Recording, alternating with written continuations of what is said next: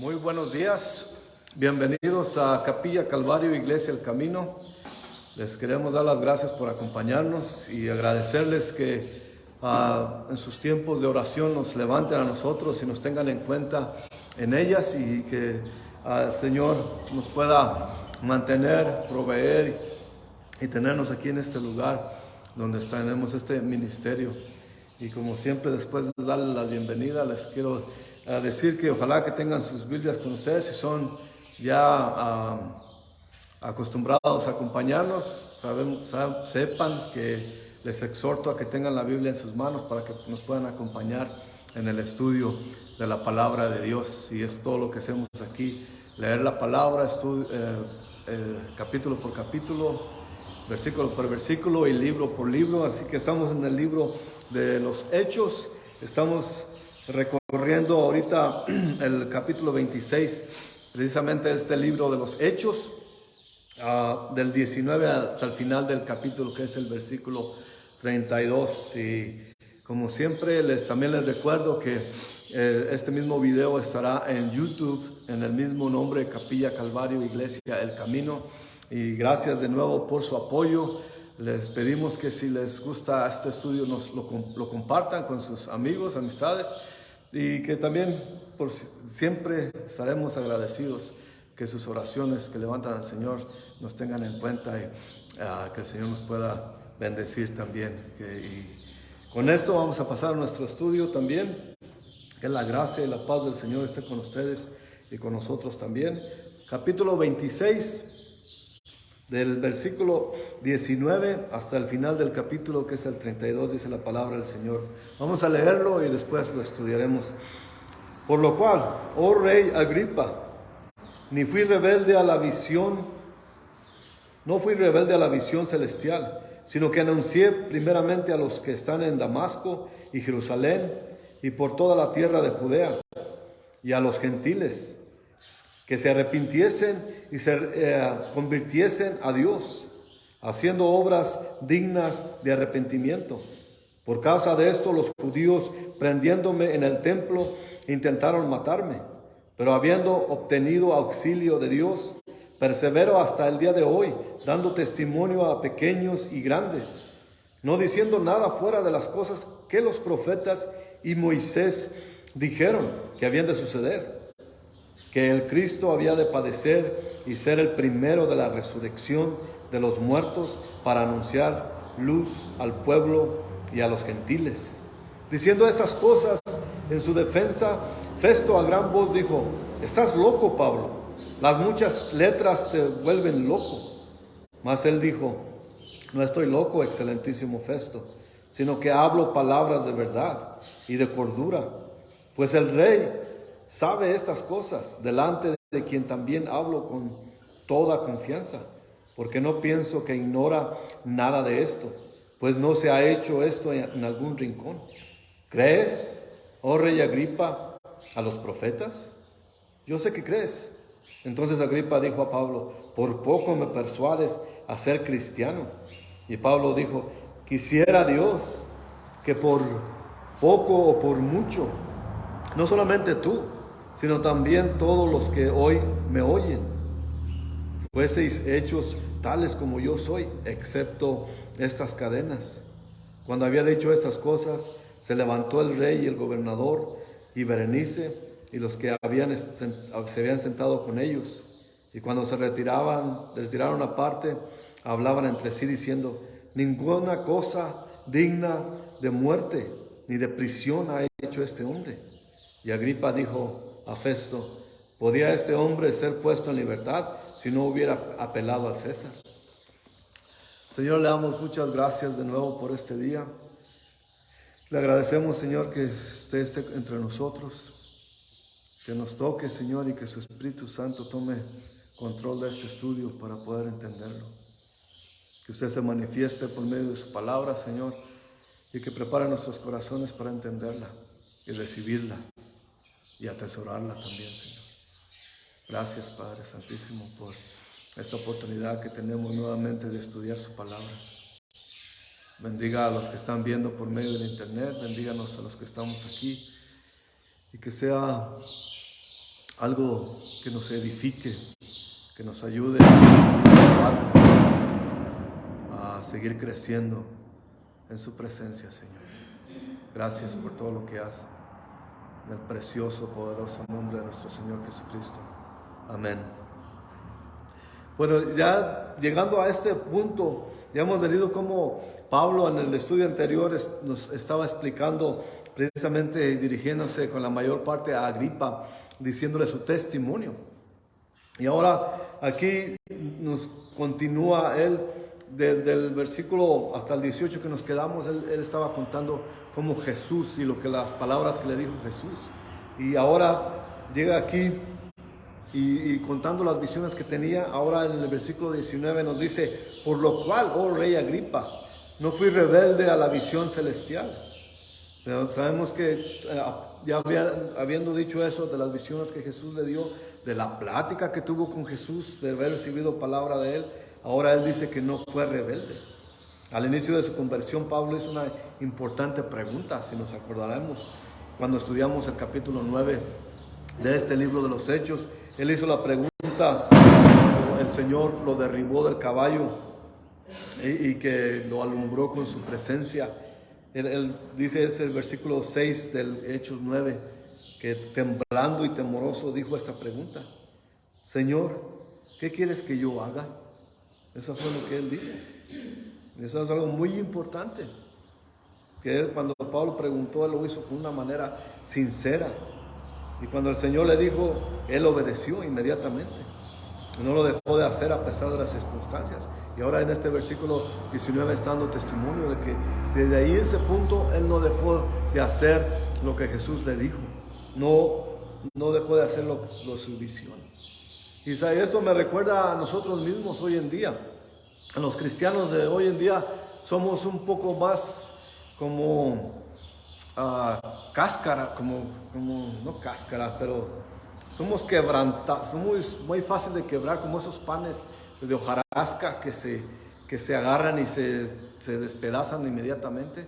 Así es nuestra conciencia hoy en día, o nuestra fe, porque a veces queremos saber de Dios qué es lo que quiere que hagamos, y cuando Él nos lo dice, cuando Él nos hace saber lo que quiere que hagamos, si no nos gusta lo que quiere que hagamos, lo que hacemos es tratamos de espiritualizarlo y decir, bueno, si el Señor quiere que haga esto, me tiene que confirmar, estoy esperando confirmación, así sonando muy espirituales acerca de eso.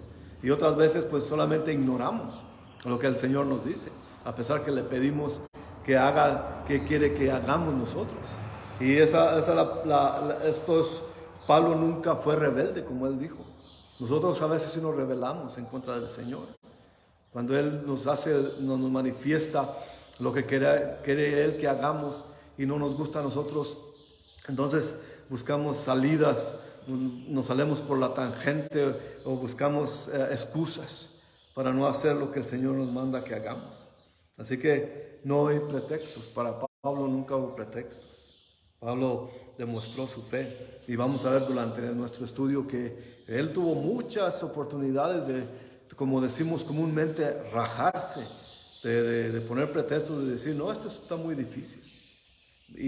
Pero él nunca dejó, aquí como dice su testimonio, él nunca fue rebelde, él siempre se mantuvo firme en la visión que el Señor le dio y las palabras que él le dio. Y esto demostró y demuestra la fe que Pablo tenía, una verdadera fe, porque sabemos que lo que hemos estudiado, todas las calamidades que pasó, no lo doblaron, no le cambiaron su dirección, no titubeó para nada.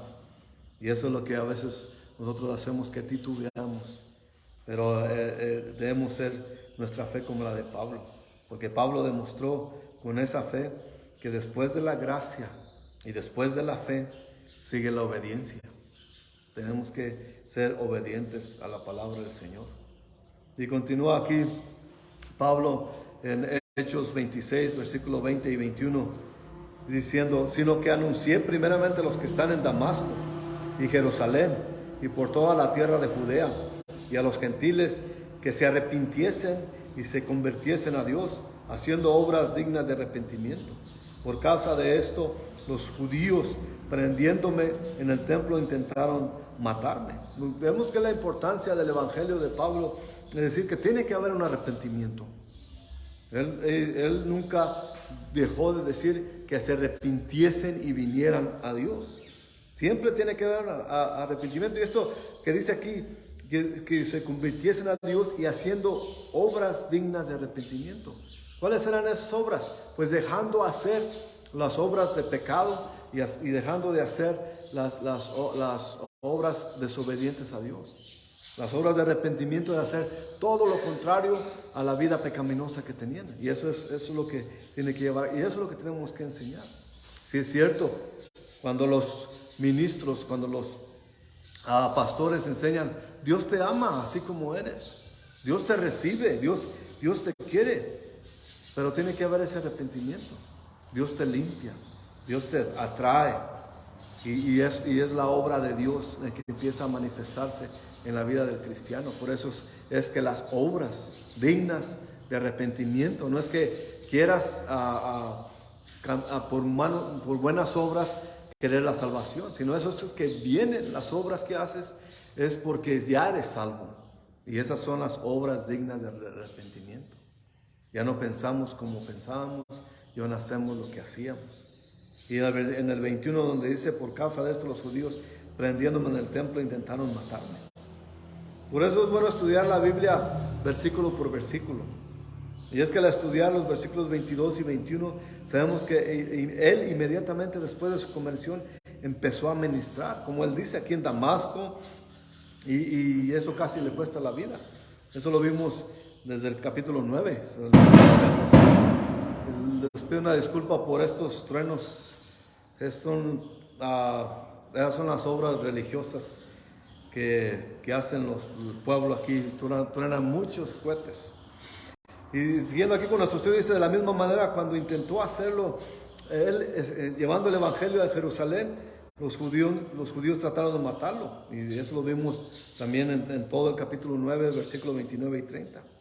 Y a pesar de que repetidamente él, vimos cómo sufrió desánimo, cómo sufrió ataques, cómo estuvo en peligro su vida repetidamente, Pablo permaneció siendo obediente al llamado y la visión de Jesucristo, que Jesús le dio. Nada lo movía desde su línea y su trayectoria que él llevaba. Esa es la explicación de lo que realmente pasó en el templo y por qué pasó. La razón por que querían matarlo era porque sus declaraciones de que Jesús de Nazaret estaba vivo, está vivo, y que es el Mesías de Israel. Por eso querían matarlo, porque él predicaba a Jesús. Y es lo que está diciendo él. Él predicaba a Jesús y esa fue la razón por qué los judíos se llenaron de odio en contra de él. Y eso también como el Señor lo llevó al ministerio a los gentiles. Y la oferta del pacto de Dios y de sus bendiciones para los judíos y los gentiles. En los mismos términos del arrepentimiento. Porque tenían que tener la misma fe y el mismo arrepentimiento tanto judíos como gentiles. Pero eso era una afrenta a los judíos, que eran fundamentalistas, que no podían concebir que un gentil fuera igual que los judíos ante Dios. Para ellos era alguna ofensa muy grande. Porque ellos se sentían el pueblo de Dios y son el pueblo de Dios. Pero ellos se rehusaban a admitir que Dios podía valorar igual la salvación de un gentil, de un no judío, a un mismo judío. Eso era algo totalmente inaceptable para ellos. Y eso es lo que los ofendió de gran manera. Por eso intentaban matarlo, estaban totalmente ofendidos, llenos de odio, que Pablo siquiera mencionara a los no judíos entrar en el plan de Dios, el plan de salvación de Dios. Y gracias a Dios por ese plan.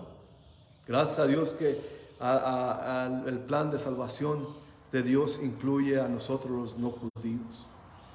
Eso es muy importante. Por eso es lo que anunciaba Pablo. Por eso el odio y el repudio de estos líderes judíos.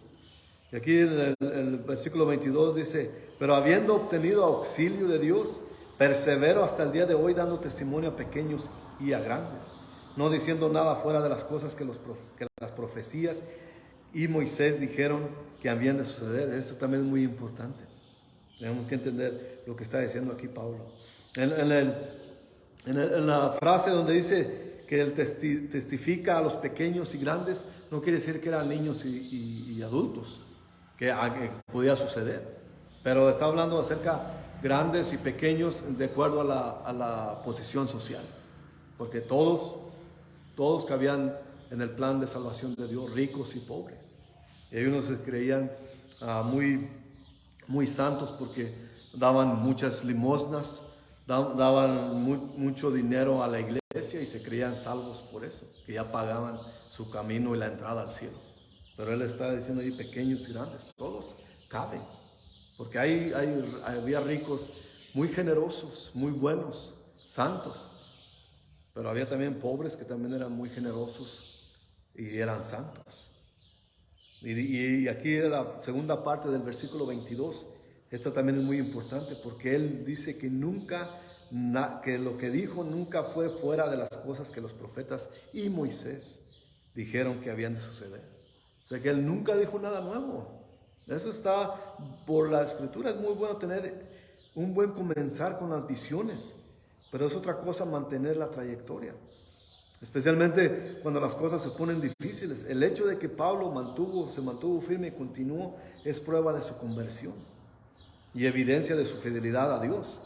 Él fue salvo por la gracia de Dios y empoderado a servir por la gracia de Dios. Y entonces, acordémonos, algo muy importante, que Pablo tenía el conocimiento de las escrituras del Viejo Testamento. Y algo en su mente, al tener el encuentro con Jesucristo, nuestro Señor, algo le hizo clic y entendió las escrituras del Viejo Testamento, que hablaban del mismo Señor Jesús. Porque es lo que dijo en 1 de Corintios, lo que era su fe. 1 de Corintios 15 y 10, y ya lo hemos visto y lo volveremos a ver. Este capítulo 1 de Corintios 15. En el versículo 10 específicamente dice, pero por la gracia de Dios soy lo que soy, y su gracia no ha sido en vano para conmigo. Antes he trabajado más que todos ellos, pero no yo, sino la gracia de Dios conmigo.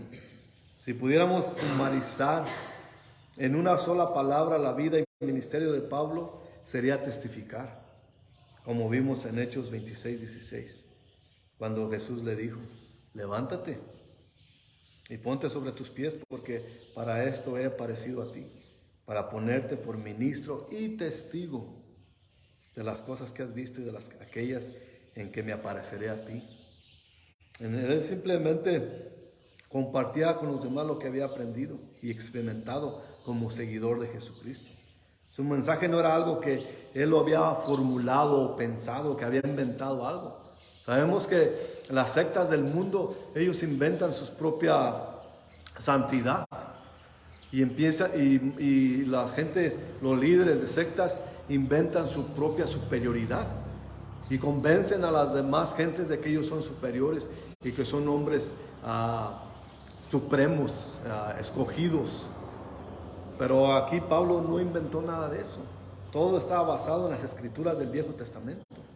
Tenemos que recordar nuevamente que Pablo y los otros apóstoles no tenían el Nuevo Testamento, pero usaban las escrituras del Viejo Testamento para guiar a los pecadores a Cristo nuestro Señor y para nutrir y involucrar a los nuevos creyentes, porque era cosa de involucrarlos en el pensamiento y en la obra de nuestro Señor Jesús, en lo que era la creencia en Jesús. Es algo que involucra, no es algo que ponemos decir bueno, yo creo en eso y me mantengo a la distancia, y creo y hago rituales y hago costumbres y hago todo lo que sea, prendo una vela o rezo ciertos rezos que ya están pregrabados y que se aprenden. No, eso no era así. Era una involucración en cuanto a la relación con Jesucristo. Y eso es lo que llamaba él y los demás apóstoles, a una relación personal con Jesucristo. Y él lo está diciendo aquí, yo no inventé nada nuevo. Todo esto ya está escrito. El 23, de aquí de Hechos 26 dice que el Cristo había de padecer, es lo que está diciendo, y ser el primero de la resurrección de los muertos, para anunciar luz al pueblo y a los gentiles. Y otra vez ahí va la palabra gentil, lo que ofendía desmesuradamente a los ortodoxos judíos. Y podemos ver que este versículo aquí, el versículo 23 de Hechos 26, sumariza el evangelio con lo mismo que siempre decía Pablo. Y una vez más vamos a 1 Corintios capítulo 15. Ahora en el versículo 3 y 4 ahí nos dice: porque primeramente os he enseñado lo que asimismo recibí, que Cristo murió por nuestros pecados conforme a las Escrituras, y que fue sepultado y que resucitó al tercer día conforme a las Escrituras. Una vez más, este es el meollo, este es la sumarización o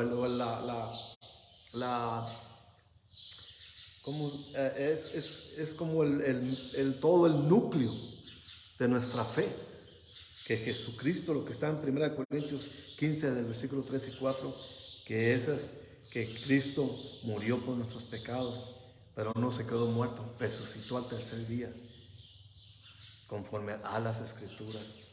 Y cada parte de lo que dice aquí, Pablo, ya vimos que no tenía el Nuevo Testamento con él. Entonces, ¿por qué dice las Escrituras? Porque él se basó en las Escrituras. Como les dije, cuando ese enfrentamiento con Jesús, algo le vino a su mente y su sabiduría del Viejo Testamento, entonces hizo ese enlace, que el Mesías y que Jesús era ese del que hablaban las Escrituras del Viejo Testamento. Y hay unos ejemplos. Por ejemplo, Isaías 52, versículo 13, ahí dice: he aquí que mi siervo será prosperado, será engrandecido y exaltado, y será puesto muy en alto. Es solamente por decir algunas. También Isaías 53, versículo 12. Por tanto, yo le daré parte con los grandes, y con los fuertes repartirá despojos, por cuanto derramó su vida hasta la muerte, y fue contado con los pecadores, habiendo él llevado el pecado de muchos y orado por los transgresores. Ese es el que habló Jesús. También en Salmos 16, versículo 8 hasta el 11 dice: y Jehová ha puesto siempre delante de mí, porque está a mi diestra. No seré conmovido. Se alegró por tanto mi corazón, y se gozó mi alma. Mi carne también reposará confiadamente, porque no dejarás mi alma en el Seol, ni permitirás que tu santo vea corrupción. Me mostrarás la senda de la vida, en tu presencia hay plenitud de gozo, delicias a tu diestra para siempre. Eso es lo que Pablo está demostrando, que todo eso ya estaba en el plan de Dios. Desde antes él no había inventado ninguna religión, no había inventado ningún movimiento. Esta era la fe en Cristo como Mesías, como Señor y Salvador del pueblo y de los pueblos del mundo. Pablo también podía defender su llamado a los gentiles por medio de Isaías. En el capítulo 49 de Isaías, versículo 6 dice: poco es para mí que tú seas mi siervo, para levantar las tribus de Jacob y para que restaures el remanente de Israel. También te di por luz de las naciones, para que seas mi salvación hasta lo postrero de la tierra. Veamos aquí que no solamente Israel, pero las naciones. Y él podía basarse en eso para explicar lo que estaba diciendo. Ciertamente Jesús no fue la primera persona, y por medio de las mismas Escrituras sabemos que no fue la primera persona que resucitó, pero sí fue el primero en ser resucitado y no volver a morir. Porque podemos pensar, bueno, el más famoso personaje bíblico que resucitó, cuando el Señor resucitó ya lo tenía y se me olvidó, pero cuando Lázaro dijo: Lázaro, levántate, sal de ahí. Lázaro volvió a morir, lo resucitó, pero volvió a morir. Jesús nunca más murió, porque se revistió de su cuerpo celestial, se revistió de su espiritualidad, de lo que realmente de su esencia de él, porque era totalmente humano y totalmente Dios. Él nunca volvió a morir. En 1 Corintios capítulo 15 de nuevo, vemos el versículo 20, ahora dice, mas ahora Cristo ha resucitado de los muertos, primicias de los que durmieron es hecho. Es decir que eso, pero y ya volviendo aquí al versículo 23 de Hechos 26, donde Pablo menciona otra vez a los gentiles, dice que cuando oyó eso, el versículo 24 aquí de Hechos 26 dice, diciendo él estas cosas en su defensa, Festo a gran voz dijo, estás loco, Pablo, las muchas letras te vuelven loco. Y eso es lo que digo, porque cuando vimos el capítulo 22, cuando Pablo usó la palabra gentil, fue cuando los judíos explotaron y dijeron, no, este debe morir, ponlo a muerte. ¿Qué está diciendo este? Los judíos explotaron en contra de él. Dicen, mátalo, no debe vivir. ¿Qué osadía se pone a decir que los gentiles van a ser son el plan de salvación? Y esa misma palabra alebrestó a este Festo. Este Festo era gentil, un oficial romano, gobernador de Roma. Pero esto lo alebrastó. Vemos ahí como que Pablo estaba tocando las fibras del corazón y de los sentimientos de esas personas y la conciencia también. Y él se levantó, estás loco. Y si la palabra que él usó está mismo con lo que pensaban los judíos de él, y de los mismos judíos pensaban de Jesús, y hasta peor. Como ellos, los líderes judíos, no pensaban que Pablo estaba loco, desquiciado, cuando iba lleno de odio a matar a los de la religión del camino. ¿Cómo no? Ellos no pensaban que estaba loco, pero ahora que anuncia la salvación, no solamente para los judíos, pero para los gentiles, ahora sí está muy loco. Pero antes no estaba loco cuando mataba y perseguía a cristianos. Pero no era la primera vez que le llamaban loco a Pablo. Pablo mismo se defendió en 2 Corintios 5, versículo 13, donde dice, porque si estamos locos es para Dios, y si somos cuerdos es para vosotros. Y él solamente estaba siguiendo el ejemplo de su Señor. También lo decían del mismo de Jesús, como les dije hace ratito. Por ejemplo, en Marcos 3, versículo 20 y 21, ahí dice, se agolpó de nuevo la gente, de modo que ellos ni aún podían comer pan. Cuando lo oyeron los suyos, vinieron para prenderle, porque decían, está fuera de sí. Los mismos estaban hablando desde su propia familia, decían que Jesús estaba loco. Así que no era la misma. Y gente decía peores cosas de él. En Juan 10, versículo 20 dice, muchos de ellos decían, demonio tiene y está fuera de sí. ¿Por qué le oís? ¿Por qué oyes a Jesús? Está diciendo cosas que son de demonios. Ellos mismos decían. Y eso nos lleva a los días de hoy. Los religiosos, cuando oyen a alguien enseñar la Biblia y usar la Biblia para manifestar quién es Jesús, quién es el Mesías, quién es Dios, dicen que son cosas de demonios. No está muy lejos de lo que decían los líderes religiosos de antes. ¿Y por qué estaban tan en contra de los líderes religiosos de antes? Porque querían someter a la gente, lo mismo que hoy. La religión nada más sirve para someter a la gente, mantenerla en línea. ¿Y no les creen ustedes? Y hay que ser sinceros en nuestra reflexión en cuanto a la religión de hoy, sobre todo la religión más popular en el Oriente, que maneja a la gente de manera religiosa y se ponen de acuerdo con los políticos para hacer sus fechorías, tantas cosas que hemos visto, y la gente no se inmuta, la gente no se escandaliza cuando ven a los políticos hacer de esas cochinadas y inmiscuyen a la iglesia inmiscuyen a la religión en sus tarugadas, en sus mañas y en sus trampas, y nadie les dice nada. ¿Y por qué cuando alguien enseña la palabra de Dios, la sola escritura? Porque le dicen que esas son cosas de demonios. Ellos mismos son los demonios. Porque ese demonio ha estado obrando en las religiones desde miles de años. Porque lo del demonio fue el que inventó la religión. Ellos que inventaron la jerarquía religiosa. ¿Dónde se ha visto eso? En la Biblia no está la jerarquía religiosa.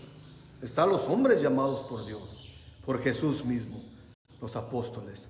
Pero vinieron los líderes religiosos y los líderes políticos e hicieron una religión para someter al pueblo, someter a la gente, unirla en su afán.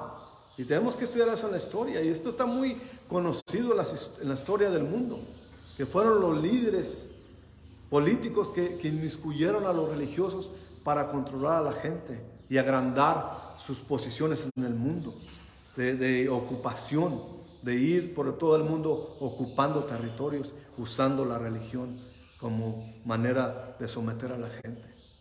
Y a eso no le llaman cosas del diablo, ¿verdad? Pero alguien como nosotros que venimos y estudiamos la Biblia versículo por versículo y creemos fielmente en la Biblia, si no nos las enseñáramos. Y ahí nos apegamos a lo que dice ella, a lo que dice la Escritura, porque eso lo vemos como palabra de Dios. Y a esa nos aferramos y en esa creemos. Y nos dicen que son cosas de demonios si es que estudiamos la Biblia. Eso es inaudito y eso no tiene sentido.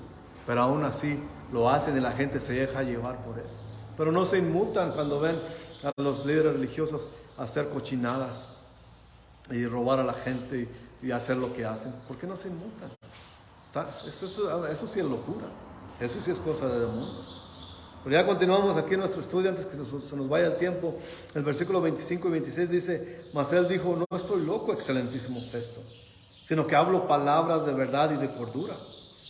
Pues el rey sabe estas cosas, delante de quien también hablo con toda confianza. Porque no pienso que ignora nada de esto, pues no se ha hecho esto en algún rincón. Vemos cómo se levantó Festo y sus gritos como que sacaron un poquito de onda y se tuvo que dirigir a él, Pablo. Pero vemos aquí en el versículo 26 que regresa el enfoque en Agripa de nuevo. El rey sabe y él sabe, les recordó que el ministerio de Jesús, incluyendo su muerte y su resurrección, los cuales eran el del conocimiento público. Porque él dice que nada de eso pasó en ningún rincón. Jesús, el Mesías, él mismo se decía el Mesías. Él mismo se decía el Hijo de Dios. Y eso mucha gente lo supo. Él era seguido por multitudes. Sus milagros eran conocidos durante toda la región. Nada se hizo en un rincón, como dice Pablo. Y él mismo, el gobernador romano, debía haber que sabido de esas cosas, porque era muy famoso. Eso no fue hecho en secreto, nada de eso, como dice Pablo. Él era una figura, Jesús de Nazaret era una figura pública muy famosa. Por lo menos 3 años que anduvo caminando en la tierra. La multitud lo siguieron. Así que el gobernador, Pablo está diciendo como que tú ni Agripa pueden ignorar esto. Y el gobernador no, porque era un gentil romano, pero Agripa menos podía andar ignorando estas cosas. Porque Festo mostró evidencia de convicción aquí. Es lo que pasó, que estaba siendo convicto, estaba sintiendo, moviéndose en su corazón y tuvo que explotar para rechazar eso que él estaba sintiendo, porque tiene la razón Pablo en sus palabras. Le tocaron las membranas de su corazón y él lo que hizo fue rechazar eso. Estaba sintiendo la convicción. Pero ya vemos cómo Pablo regresa a Agripa y dice 27 y 28 aquí de Hechos 26: ¿crees, oh rey Agripa, en los profetas? Yo sé que crees. Entonces Agripa dijo a Pablo: por poco me persuades a ser cristiano. Ahora la atención de Pablo regresó a Agripa. Agripa era un judío que era experto en los asuntos en cuanto a lo que estaba diciendo Pablo acerca de los profetas y de las escrituras del Viejo Testamento. Y al preguntarle Pablo a Agripa que si creía en los profetas, lo estaba forzando a tomar una posición. Y ciertamente el rey no descalificaría lo que todo judío creía, pero Agripa sabía que si afirmaba su fe en los profetas, tenía que encarar la pregunta también, que si creía que Jesús de Nazaret era el que le hablaban los profetas. Y lo puso en esa, lo acorraló, lo esquinó y le dijo, pues si crees en los profetas, entonces debes creer que Jesús es el Mesías. Debes creer porque de Él es el que hablaban los profetas en el Viejo Testamento. Pero vemos que, por ejemplo, el gobernador Festo evitó decidir al acusar a Pablo, le evitó ser convencido de la palabra de Dios, del Evangelio, al llamar loco a Pablo. Y al rey Agripa eludió la pregunta de Pablo, al adoptar una actitud superior, como diciendo, por poco, tus palabras por poco me convencen de que sea yo cristiano, como diciendo, a mí me vas a convencer tú, poca cosa. Era lo que pero era la culpabilidad en ellos que los estaba haciendo reaccionar de esa manera. Festo lo descalificó, tú estás loco. Lo que dices es locura. Y Agripa dijo, yo soy muy importante yo para creer en tus cosas. Pero esa es una manera irónica de contestar, con un tono de burla. En realidad ese tono de burla era tono de culpabilidad, puesto en un dilema, y en ese dilema se salió minimizando a lo que es Pablo, lo que era Pablo. Pero ellos, este Festo y este Agripa, ellos mismos se sentenciaron, porque no quisieron creer. En el libro de Juan capítulo 3 versículo 18 y 19 dice, el que en él cree no es condenado, pero el que no cree ya ha sido condenado, porque no ha creído en el nombre del unigénito Hijo de Dios. Y esta es la condenación, que la luz vino al mundo y los hombres amaron más las tinieblas que la luz, porque sus obras eran malas. Pues básicamente ellos mismos se dieron la sentencia ahí, al no recibir y a no arrepentirse. Y el versículo 29 nos dice, y Pablo dijo, quisiera Dios que por poco o por mucho, no solamente tú, sino también todos los que hoy me oyen, fueseis hechos tales como yo soy, excepto estas cadenas.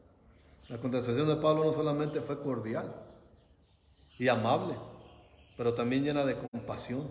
Aunque ellos se sentían superiores a Pablo por su posición y sus riquezas, Pablo tiene la salvación del alma en él y la vida eterna. Esta defensa de Pablo se convirtió en algo muy personal para Agripa y todos los que estaban ahí en ese lugar. Agripa ostentaba un trono terrenal, pero Jesús de Nazaret es el rey sobre todo rey y sobre toda nación. Y todos nosotros lo aceptamos como Señor Salvador, o un día estaremos ante Él, ante su trono, y seremos juzgados por lo que hemos hecho por Él. Pero si lo aceptamos, llegaremos a ese trono de gracia, y Él nos hará pasar gracias a la fe que Él mismo nos dio. La cosa es que nosotros o lo aceptamos como nuestro Señor y Salvador hoy en día, o vamos a aceptar un día que es el Rey sobre todo Rey, y vamos a doblar rodilla, queramos o no, ya sea para ser juzgados y echados al lago de fuego, o ser vistos como hijos de Él, limpiados por su sangre. Y ojalá que nos diga a nosotros, seamos los que nos diga, pasar fiel siervo mío, pasar a mi aposento.